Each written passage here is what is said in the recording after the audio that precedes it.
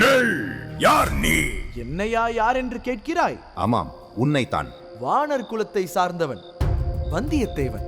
ஓஹோ, வானர் குலத்தைச் சேர்ந்தவனா நீ? என்னது வானர குலமா? குதிரை தன் பின்னங்காலால் காவலனை எட்டி உதைக்கிறது.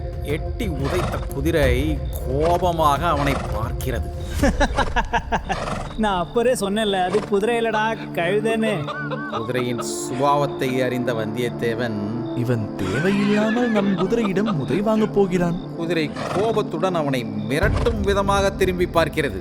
குதிரையின் கோபத்தை கண்ட காவலன் உதைக்கு பயந்து தன் வாயை பொத்திக் கொள்கிறான்.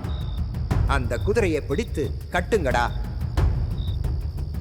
அடக்கடவுளே, நம்ம எஜமான் எவ்வளவு அடிச்சாலும் தாங்குவான் போல. இவனை நம்பினால் அவ்வளவுதான்.